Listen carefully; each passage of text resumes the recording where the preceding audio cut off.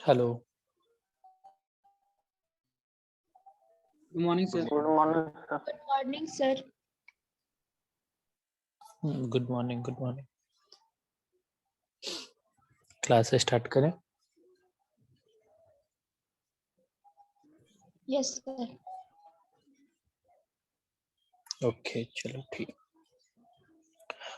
तो I think last class में हम लोग डिस्कस कर रहे थे ज्योमेट्रिक डिजाइन ऑफ हाईवे और मॉडल 2 चल रहा था। मॉडल 1 कंप्लीट हो गया था और इनफैक्ट मॉडल 2 में भी हम लोग जो भी हमारा ये ज्योमेट्रिक डिजाइन ऑफ हाईवे था इसमें हम लोग देख लिए थे कि हमारा जो भी हाईवे होता है उसका जो भी डायमेंशन है या फिर लेआउट है उसको हमको डिजाइन करना है। मतलब वही कि जो भी हमारा डायमेंशन है या फिर लेआउट है उसको तैयार करना है। तो किसका डायमेंशन या फिर लेआउट तैयार करना है इसके लिए बताए थे कि हमारे हाईवे पे जो भी विजुअल फीचर्स है उनके डायमेंशंस और उनके लेआउट को मेरा बेसिक एम है डिजाइन करना। Just admit.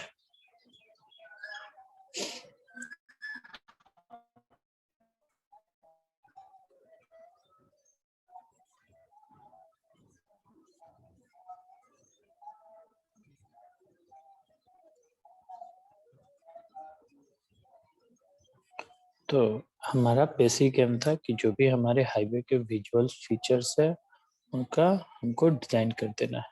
ठीक है।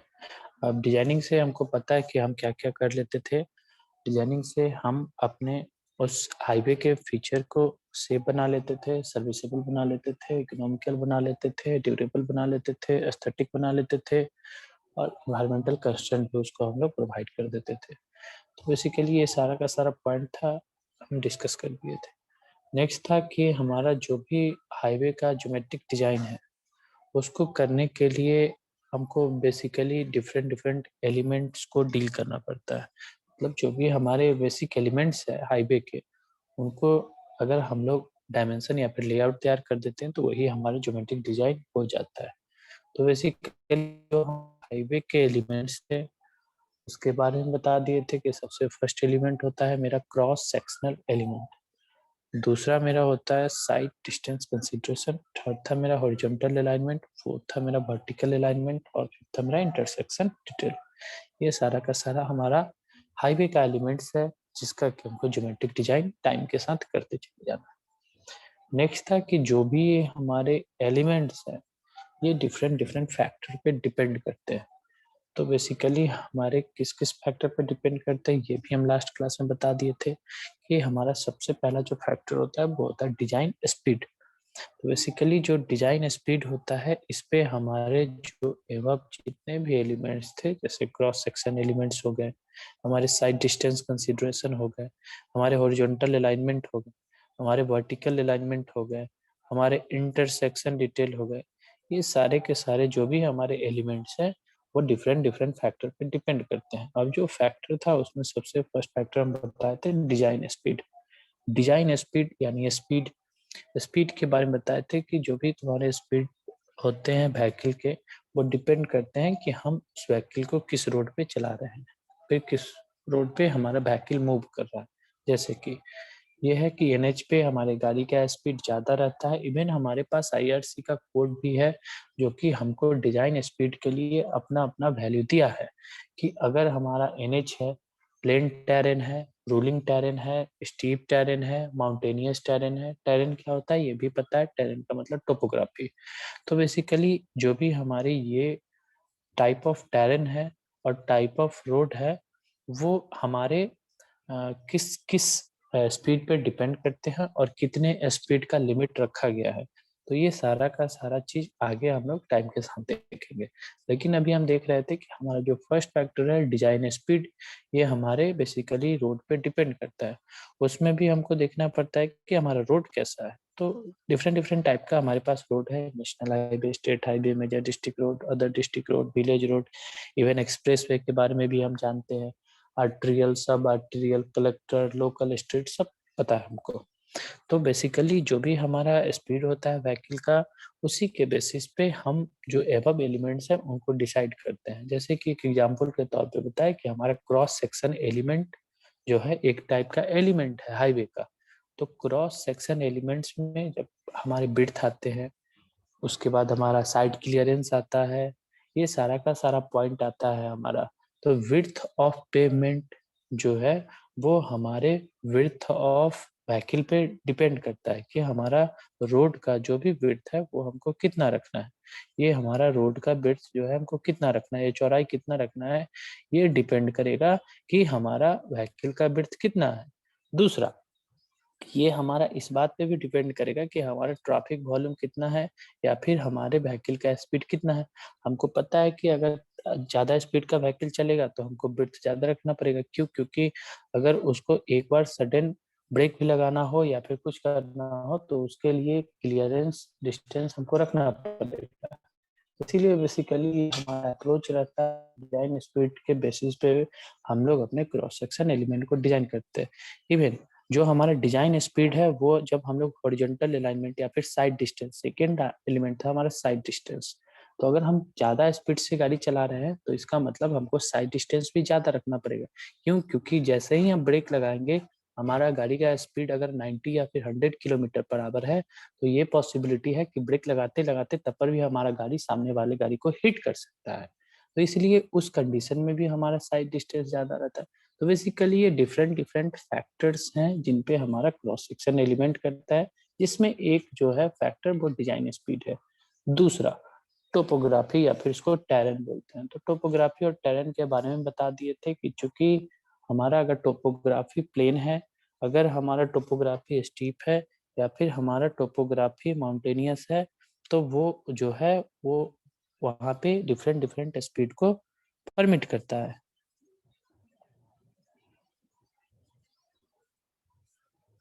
तो डिफरेंट डिफरेंट स्पीड को वो परमिट करता है। तो जैसे कि हम बताए थे कि अगर तुम्हारा प्लेन टेरेन है तो वहाँ पे 100 किलोमीटर पर आवर का गाड़ी मूव करेगा। अगर तुम्हारा रूलिंग टेरेन है तो वहाँ पे 80 किलोमीटर पर आवर का। अगर माउंटेनियस टेरेन है तो वहाँ पे 50 किलोमीटर पर आवर का। इवन ये तीनों का पिक्टोरियल व्यू भी हम दिखा देते कि हमारा प्लेन टेरेन क्या है, हमारा रूलिंग और माउंटेनियस टेरेन कैसा दिखता है। अब क्या था कि चूंकि ये टेरेन हमारे स्पीड पे डिपेंड करता है और जस्ट पीछे 2 मिनट पहले हम बताएं कि स्पीड जो है वो डिफरेंट डिफरेंट एलिमेंट को अफेक्ट करता है। तो चूंकि topography is directly proportional to speed and speed is directly proportional to different elements.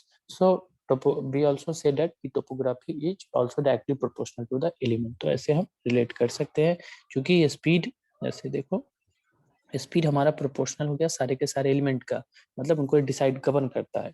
और टोपोग्राफी हमारा डिपेंड करता है कि स्पीड पे, कि हमारा अगर टोपोग्राफी प्लेन है तो स्पीड ज्यादा होगा, ऐसे करके। तो ऐसे हम बोल सकते हैं कि जस्ट हमारा टोपोग्राफी भी हमारे डिफरेंट डिफरेंट एलिमेंट को अफेक्ट करता है।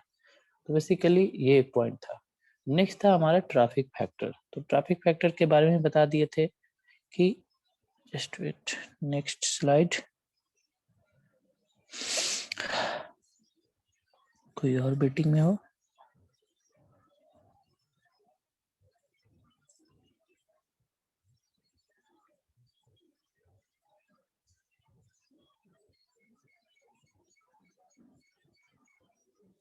नेक्स्ट ये भी हम बताए थे कि हमारा थर्ड फैक्टर था ट्रैफिक फैक्टर। तो ट्रैफिक फैक्टर में हमारे पास दो फैक्टर आते हैं, एक आते हैं वेहिकुलर फैक्टर और एक आते हैं रोड यूजर फैक्टर। यही दो ट्रैफिक को गवर्न करते हैं। तो ट्रैफिक फैक्टर में दो पैरामीटर आते हैं, एक आते हैं हमारे रोड यूजर और एक आते हैं हमारे vehicular factor VF। Road user factor मतलब जो आदमी जो रोड को यूज करता है। तो रोड यूजर में पेडेस्ट्रियन आते हैं, साइकिलिस्ट आते हैं, मोटरिस्ट आते हैं, बस ड्राइवर, कार ड्राइवर, ये सारे के सारे हमारे रोड यूजर आते हैं। तो बेसिकली रोड यूजर में भी बहुत सारा प्रॉपर्टी होता है कि उसका उसका फिजिकल अपीयरेंस कैसा है, उसका मेंटल एबिलिटी कैसा है, उसका साइकोलॉजिकल एबिलिटी कैसा है।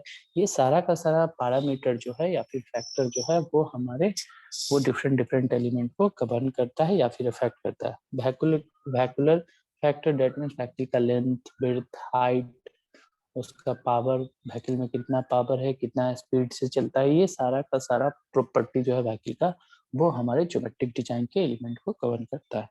नेक्स्ट था हमारा डिजाइन आवरली वॉल्यूम कैपेसिटी, तो ये सारा का सारा जो एस्पेक्ट था वो हम कवर कर दिए थे। नेक्स्ट था हमारा इन्वायरमेंटल फैक्टर। इन्वायरमेंटल फैक्टर में भी बता दिए थे कि aesthetic, air pollution, noise pollution, landscaping, ये सारा का सारा हाईवे के एलिमेंट को कवर करता है। लैंडस्केपिंग के बारे में बताए थे कि हमारे जो भी प्लांटेशन होता है उसको हम लोग लैंडस्केपिंग बोलते हैं। तो यहाँ तक किसी को कोई डाउट या फिर दिक्कत है तो पूछो, नहीं तो अब आगे चलते हैं। ठीक है, चलिए आगे। Yes sir. ओके ओके, चलो ठीक। नेक्स्ट है हमारा कि जो भी हमारा हाईवे का एलिमेंट है वो सबसे पहला जो है वो है हमारा cross section elements. Cross section elements, तो जो हमारा क्रॉस सेक्शन एलिमेंट्स है, मतलब क्रॉस सेक्शन हमारा जो भी एलिमेंट है, तो इस क्रॉस सेक्शन एलिमेंट्स में हमारे डिफरेंट डिफरेंट पैरामीटर्स आते हैं। जैसे कि हम अपने हाईवे के पेवमेंट के कैरेक्टरिस्टिक को देखते हैं, जैसे कि हम अपने हाईवे में अनइवननेस को देखते हैं, जैसे कि हम अपने हाईवे में लाइट के रिफ्लेक्शन कैरेक्टरिस्टिक को देखते हैं, जैसे कि हम अपने हाईवे में क्रॉस स्लोप या फिर कैम्बर को देखते हैं। तो टाइम के साथ सब कुछ क्लियर होते जाएगा कि हमारे क्रॉस सेक्शन एलिमेंट्स में कौन कौन से पैरामीटर आते हैं। जैसे कि अभी एक पैरामीटर बताए तुमको, क्या बताएं, पेवमेंट, तुमको एक एक पैरामीटर बताएं तुमको, pavement surface characteristic. Pavement surface characteristic, pavement surface characteristic. बी पैरामीटर तुमको बताएं कि हमारा जो भी रोड है उसका क्रॉस स्लोप कैसा है या फिर उसका कैम्बर कैसा है। एक चीज और बताए कि लाइट रिफ्लेक्शन कैरेक्टरिस्टिक कैसा है। लाइट रिफ्लेक्शन कैरेक्टरिस्टिक कहने का मतलब कि अगर हमारा बिटुमिनस रोड है और अगर हमारा कंक्रीट रोड है, तो दोनों में क्या क्या हमारा रोड बिहेवियर को शो करेगा। दैट मीन्स अगर दिन में हम बिटुमिनस रोड पे चलते हैं और अगर हम दिन में ही अपने सीमेंट कंक्रीट वाले रोड पे चलते हैं, तो किस रोड में हमको लाइट रिफ्लेक्शन कम मिलेगा। अगर नाइट में हम सेम रोड पे ट्रेवल करते हैं तो हमको ऐसा है, आगे बताएंगे तुमको लाइट रिफ्लेक्शन में, कि जो बिटुमिनस रोड होता है उसमें हमको दिक्कत होता है, इसलिए तो व्हाइट मार्किंग दिया हुआ रहता है। अब तो हमारे पास पैसा भी हो गया है तो पूरे के पूरे रोड में रेडियम भी लगा देते हैं कि भाई हमारे रोड का, पर्टिकुलर रोड का यहाँ से यहाँ तक बाउंड्री है, क्योंकि नाइट टाइम में बिटुमिनस रोड में दिक्कत होता है। वही डे टाइम में जो है हमारा जो कंक्रीट वाला रोड, बिटुमिनस रोड पे कोई दिक्कत नहीं होता है, लेकिन कंक्रीट वाला जो रोड रहता है उसमें कहीं कहीं वो लाइट का रिफ्लेक्शन आ जाता है डे टाइम में। तो ये सारा का सारा बिहेवियर है, सारा का सारा प्रॉपर्टी है क्रॉस सेक्शन एलिमेंट का, या फिर एक पैरामीटर है क्रॉस सेक्शन एलिमेंट का। तो कौन सही है, किस टाइप का रोड हमको बनाना है, ये सारा का सारा डिपेंड कर जाता है हमारा फैक्टर के ऊपर। तो टोपोग्राफी कैसा है, ऐसा नहीं है कि हम हर एक जगह कंक्रीट पेवमेंट ही बना देंगे, ऐसा भी नहीं है कि हम हर एक जगह बिटुमिनस पेवमेंट ही बना देंगे। तो वो सारा का सारा हमारे जो भी फैक्टर है उन पे डिपेंड करता है। तो ये डिफरेंट डिफरेंट पैरामीटर्स है क्रॉस सेक्शन एलिमेंट के, इसमें 2-3 और हैं। तो जैसे जैसे टाइम आएगा सब कुछ क्लियर होते चला जाएगा। तो देखो ये तुम्हारा जो क्रॉस सेक्शन एलिमेंट है, इसका सबसे पहला जो पैरामीटर है वो है पेवमेंट सरफेस कैरेक्टरिस्टिक। अब पेवमेंट सरफेस कैरेक्टरिस्टिक का मतलब क्या है, कोई बताओ हमको, फिर आगे चलते हैं। क्या समझते हो पेवमेंट सरफेस कैरेक्टरिस्टिक? अब तो इतना बता दिए तुम लोगों को, बताओ कोई। फ्रिक्शन पेवमेंट, सर, कितना फ्रिक्शन है रोड में। अच्छा ठीक है, कोई बताया कि सर फ्रिक्शन देखते हैं, और कोई बताओ।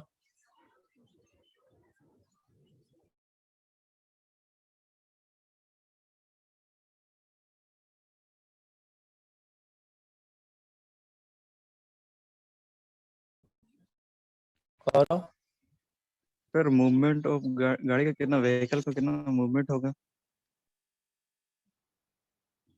अच्छा, मतलब व्हीकल का कितना मूवमेंट होगा वो तो ट्रैफिक वॉल्यूम हो गया। पेमेंट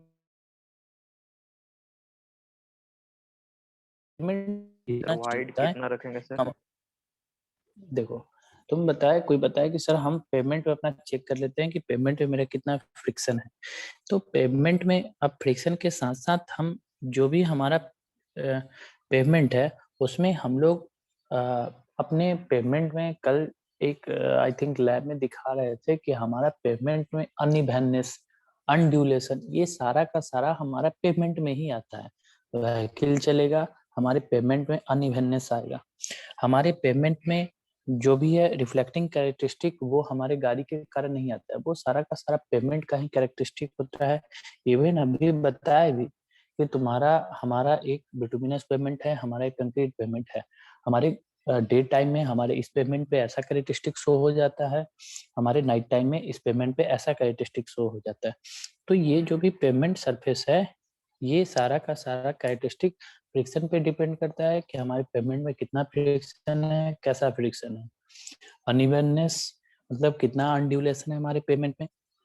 नेक्स्ट रिफ्लेक्टिंग कैरेक्टरिस्टिक मतलब हमारा जो भी पेमेंट है उसका रिफ्लेक्टिंग कैरेक्टरिस्टिक कैसा है। Next drainage of surface water, अगर हमारा पेमेंट पोरस हुआ या फिर हमारा पेमेंट में परमेबिलिटी है, that means flow of water होगा, पानी जो है नीचे सीप कर जाएगा, that means drainage of surface water possible नहीं है। लेकिन अगर हमारा पेमेंट नॉन पोरस है या फिर हमारे पेमेंट में परमेबिलिटी अलाउड नहीं है तो हमारे पेमेंट से ड्रेनेज ऑफ सरफेस वाटर होगा।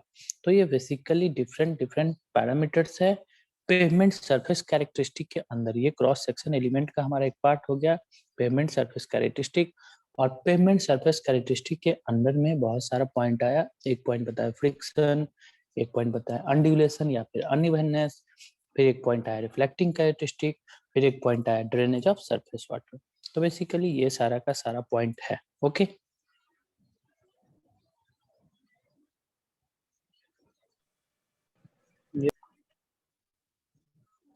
Yes sir.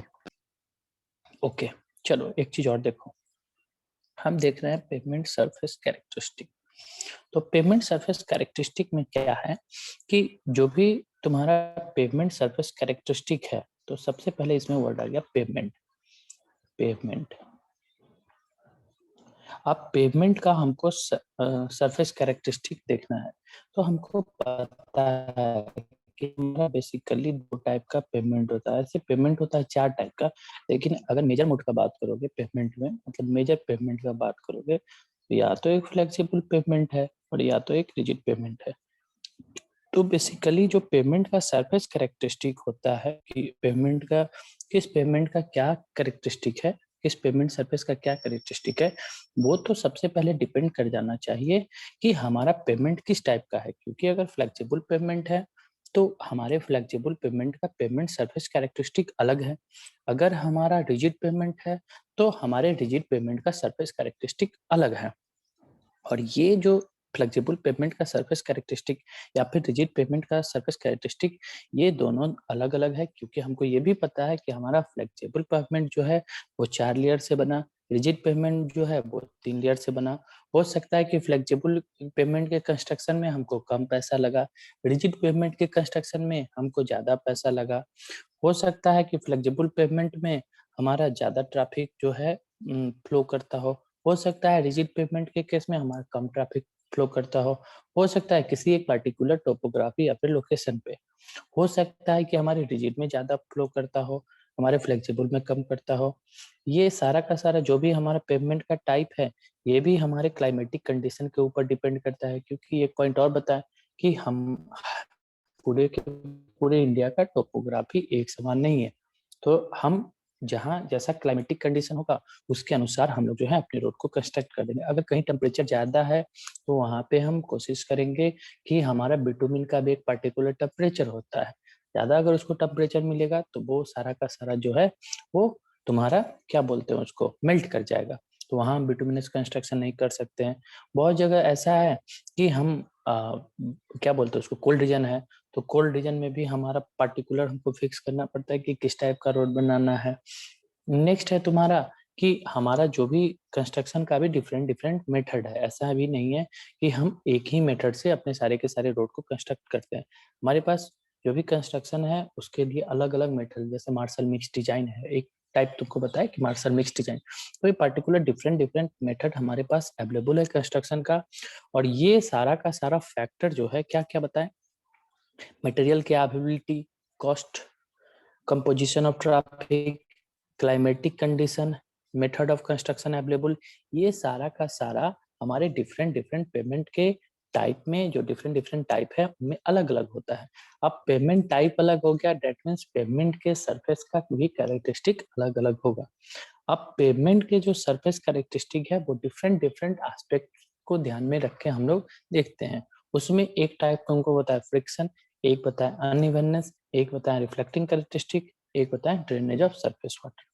तो चलो देखो अब नोट्स की तरफ चलते हैं कि क्या क्या तुमको बताती है।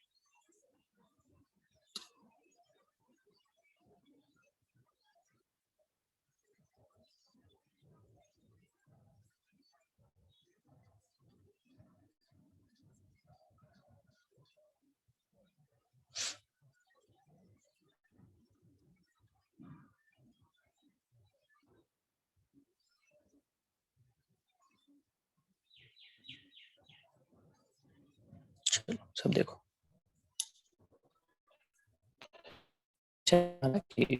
factors are highway following are the highway elements to be designed. Highway cross section element, तो क्रॉस सेक्शन एलिमेंट का जो हमारा सबसे पहला क्रॉस सेक्शन एलिमेंट है इसको हम बोलते हैं पेमेंट सरफेस कैरेक्टरिस्टिक।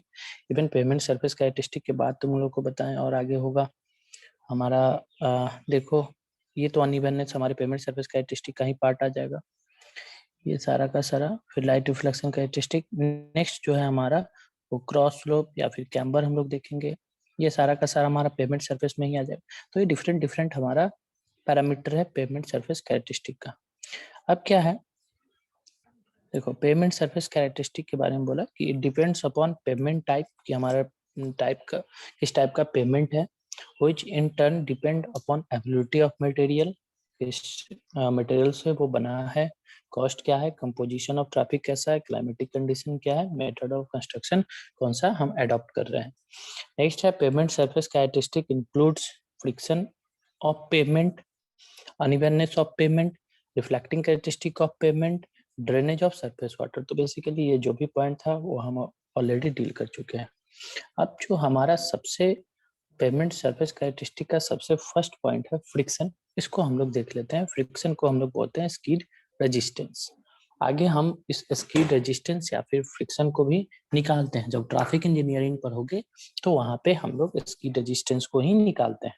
तो फ्रिक्शन के बारे में कोई बता कि क्या होता है friction, how you define friction,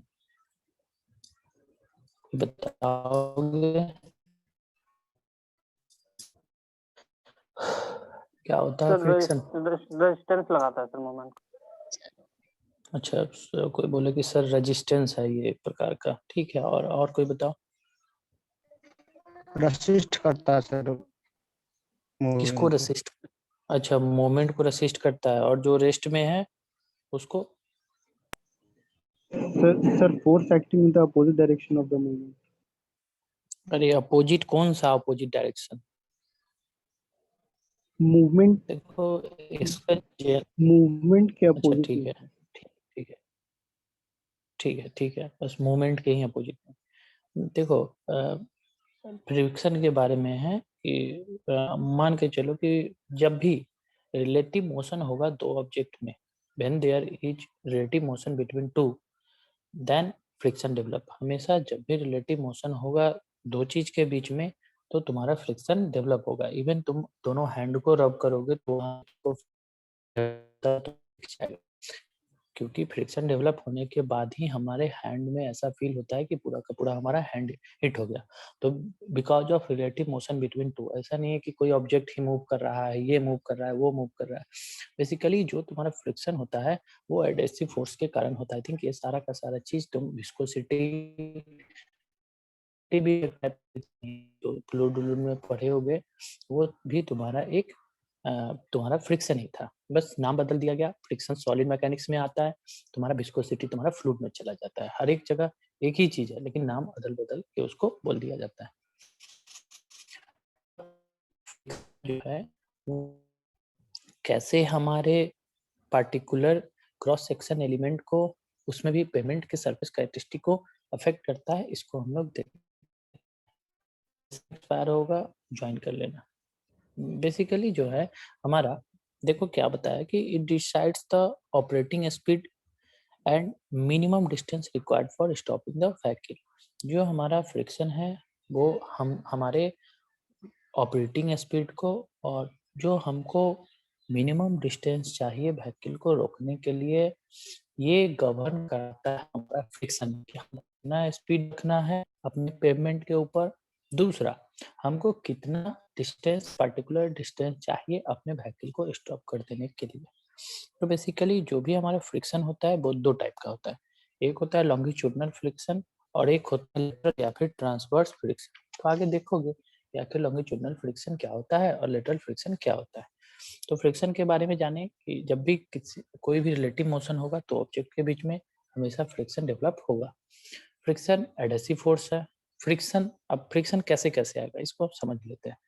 friction आ सकता है कि जब भी हमारा ये पूरा का पूरा पेमेंट है, पूरा का पूरा हमारा पेमेंट है, गाड़ी चल रहा है, ठीक है, मान के चलो यहाँ पे मेरा गाड़ी चल रहा है।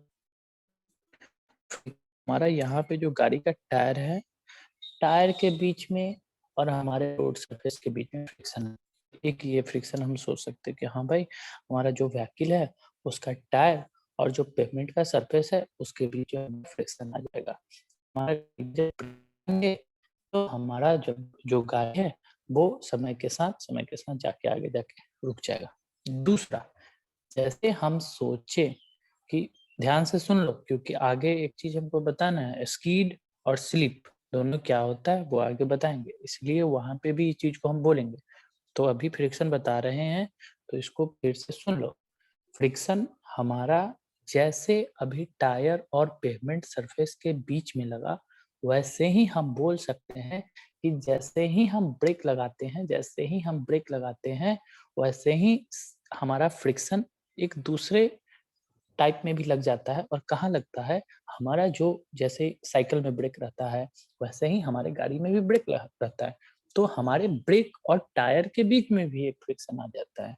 क्यों? क्योंकि दोनों डिफरेंट मटेरियल, जैसे कि हमारा टायर और रोड में एक फ्रिक्शन आया, वैसे ही हम सोचने के लिए ऐसा सोच लेते हैं कि हमारा ब्रेक और हमारे इसमें भी टायर में भी एक फ्रिक्शन काम किया। नेक्स्ट चीज, अभी हम फ्रिक्शन को देख रहे हैं कि हमारा फ्रिक्शन दो टाइप का होता है, एक होता है लॉन्गिट्यूडनल फ्रिक्शन, एक होता है लेटरल या फिर ट्रांसवर्स फ्रिक्शन। तो लॉन्गिट्यूडनल फ्रिक्शन क्या होता है, देखो सर, लॉन्गिट्यूडनल फ्रिक्शन तुम्हारा बेसिकली ये तुम्हारा रोड है, पर्टिकुलर ये पेवमेंट हाईवे है, पेवमेंट है। तो जो तुम्हारा लेंथ के अलॉन्ग, ये इसका लेंथ है, इस लेंथ के अलॉन्ग यहाँ पे तुम्हारा गाड़ी मूव कर रहा है। तो मूव कर रहा है, ये मान के चलो v वेलोसिटी से ये मूव कर रहा है या फिर v स्पीड से मूव कर रहा है। तो पार्टिकुलर जो इसका फ्रिक्शन होगा वो इस डायरेक्शन में लगेगा। तो ये जो फ्रिक्शन है, इस फ्रिक्शन को हम लोग बोल देते हैं कि हमारे गाड़ी में ये लॉन्गिट्यूडनल फ्रिक्शन इतना लग रहा है। तो ध्यान देना, दो टाइप का फ्रिक्शन, एक लॉन्गिट्यूडनल फ्रिक्शन, एक लेटरल या फिर transverse friction. Longitudinal friction always acts along the length, तो इसको बोल दिए। अब जो लेटरल या फिर ट्रांसवर्स फ्रिक्शन है ये बहुत खतरनाक है। बेसिकली जो हमारा लेटरल या फिर ट्रांसवर्स फ्रिक्शन रहता है ये परपेंडिकुलर टू द लेंथ लगता है। मतलब परपेंडिकुलर टू द लेंथ, ये हमारे रोड का लेंथ था। अब परपेंडिकुलर टू द लेंथ कहने का मतलब कि क्या हमारे इस डायरेक्शन में फ्रिक्शन लगेगा, क्या हमारे इस डायरेक्शन में भी फ्रिक्शन लगेगा क्या? तो बिल्कुल सही बात है कि तुम्हारे पार्टिकुलर जो, और नाम में भी है लेटरल या फिर तुम्हारा ट्रांसवर्स फ्रिक्शन। तो ये तुम्हारे जो भी लेंथ होते हैं उनके परपेंडिकुलर डायरेक्शन में लगते हैं। और ये खतरनाक तब हो जाते हैं जब तुम्हारा गाड़ी कर्व पे घूमता है, तो दैट मीन्स तुम्हारे हॉरिजॉन्टल कर्व जब हमारे प्लेन में आते हैं या फिर जब हमको हॉरिजॉन्टल कर्व पे अपनी गाड़ी को चलाना होता है तो हमारा लेटरल और ट्रांसवर्स फ्रिक्शन जो है बहुत ज़्यादा हो जाता है, जिसके कारण हमारा गाड़ी स्किड या फिर स्लिप हो जाता है। अब स्किड क्या होता है, स्लिप क्या होता है, वो हमारा नेक्स्ट पॉइंट ऑफ डिस्कशन है जो कि आगे हम लोग देखते हैं। तो चलो देखो अभी क्या बताएं लेटरल और लॉन्गिट्यूडिनल फ्रिक्शन के बारे में।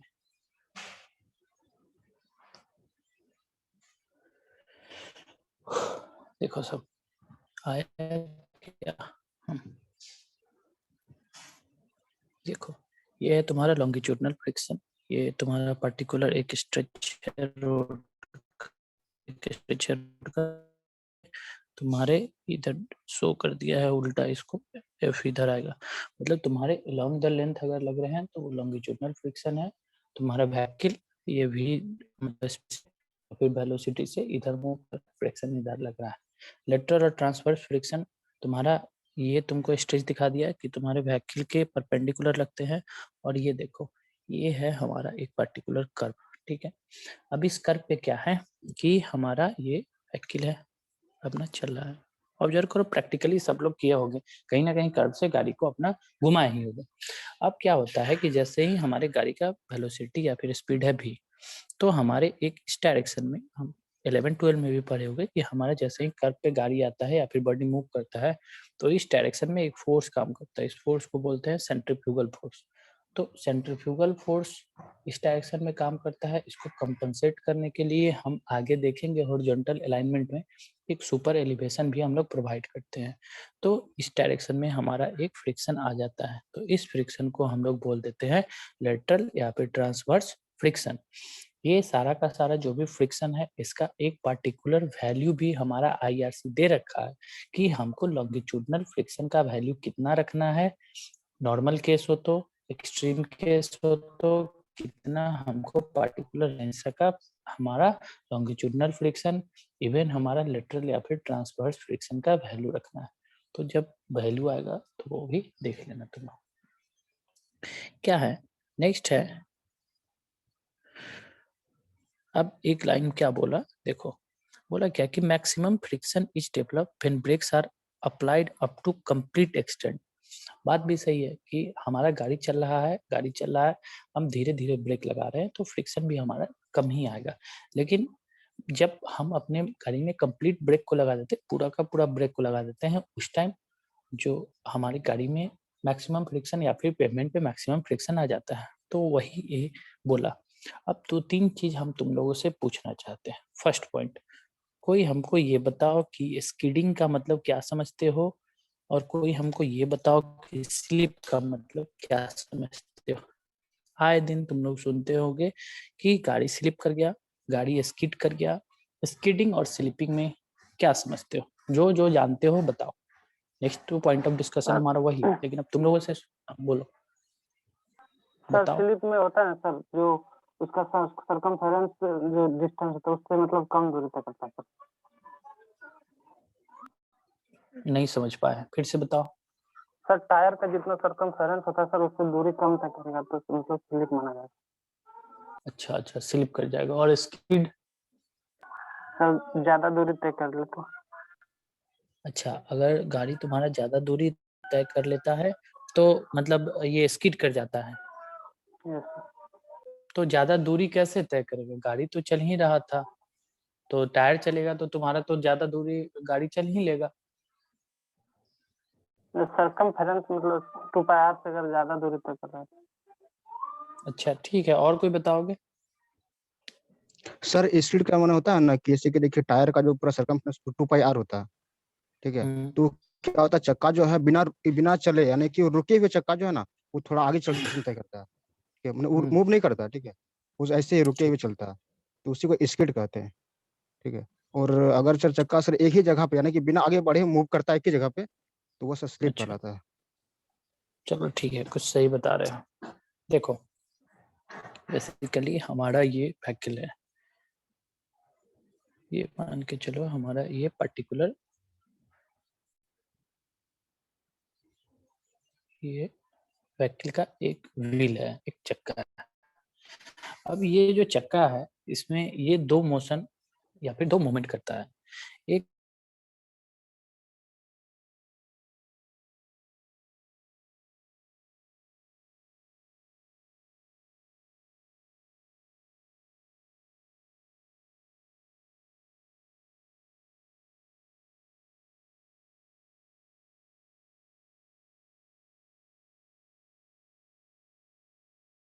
कि हमारा चक्का रोटेट करते हुए जाता है। दूसरा, एक ट्रांसलेशनल मूवमेंट, हमारा चक्का रोटेट करेगा।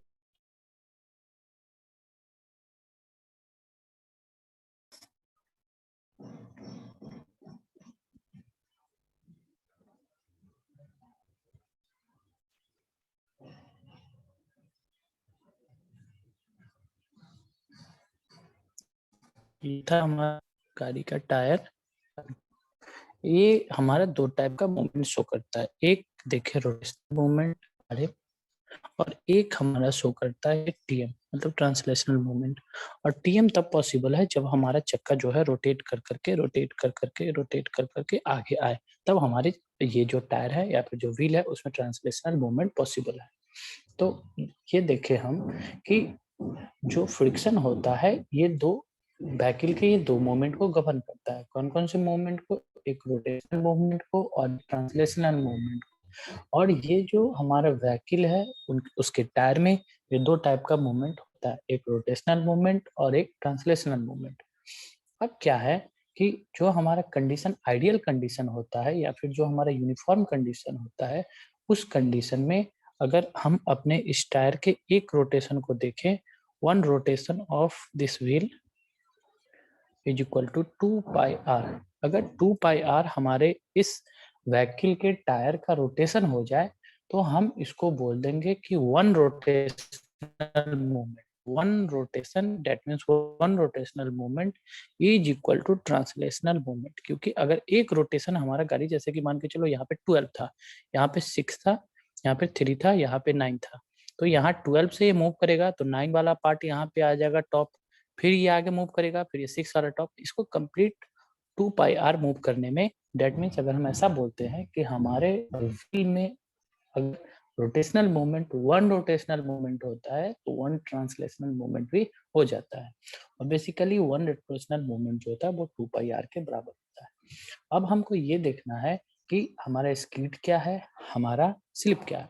तो स्कीड और जो स्लिप है वो बेसिकली तुम ही लोग बताते जाओगे कैसे कैसे हम इसको गवर्न करेंगे। बताओ। मान के चलो कि अगर तुम्हारा अभी हम इस फ्रिक्शन, ट्रांसवर्स फ्रिक्शन या फिर लेटरल फ्रिक्शन का बात नहीं कर रहे हैं। अगर तुम्हारा लॉन्गिट्यूडनल फ्रिक्शन